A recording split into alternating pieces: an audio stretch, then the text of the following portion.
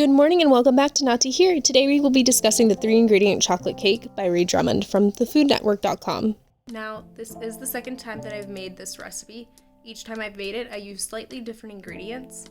And I do want to remind you all, if you didn't watch the first episode, I don't follow instructions exactly, and I am a picky eater, if you couldn't tell by the title. So in this case, and specifically to this recipe, I don't like icing. So I completely omitted making the icing because I don't like it. Now that we know what we're making, let's go ahead and get started. We need 4 cups of cookies, so I started off with Oreos dessert toppings, crushing up by hand, with mallet, with boots, with skateboards, however you like. You can get creative with it, and of course remember to keep your pinky up to be fancy.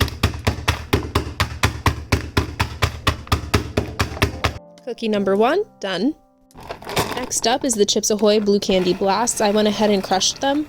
I think that the blue M&M-like candy is just going to be a chef's kiss addition to the whole cake mixture. It obviously won't get too fine of a powder, but I love it. Oh, it smells so good! Cookie number 2, done. And next up is Chewy Chips Ahoy.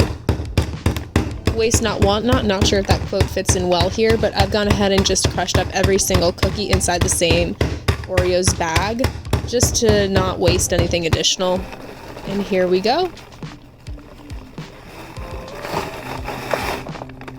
Next is Pillsbury soft baked cookies. You can crush it however you want. If you want to use your elbows, if you want to use your hands.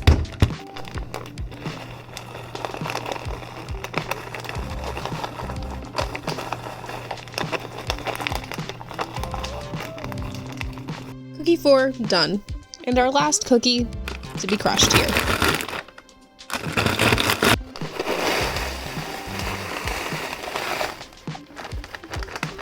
All done.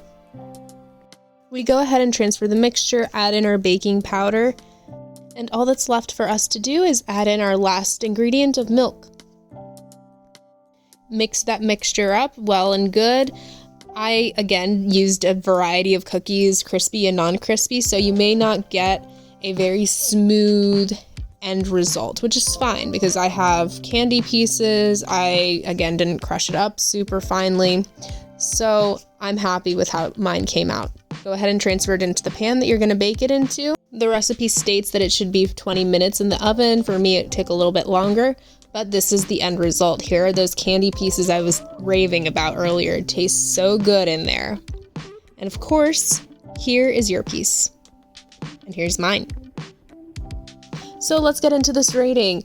As you may remember, I am the picky eater that does not like icing, and I don't follow the instructions to a T. I feel like somehow that's going to become my new catchphrase. Anyway, the ease of the make and bake.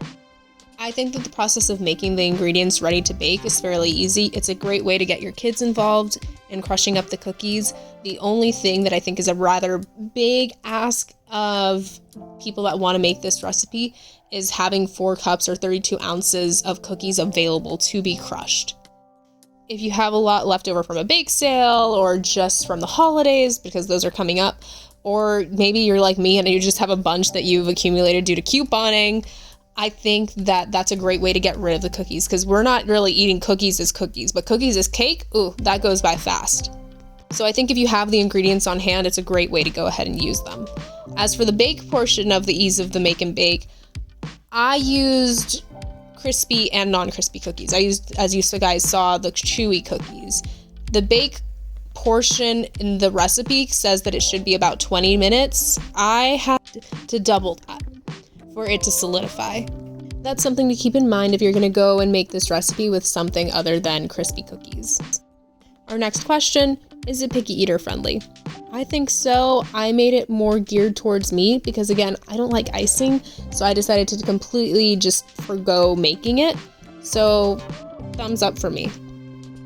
And the final question is, would I make and bake again?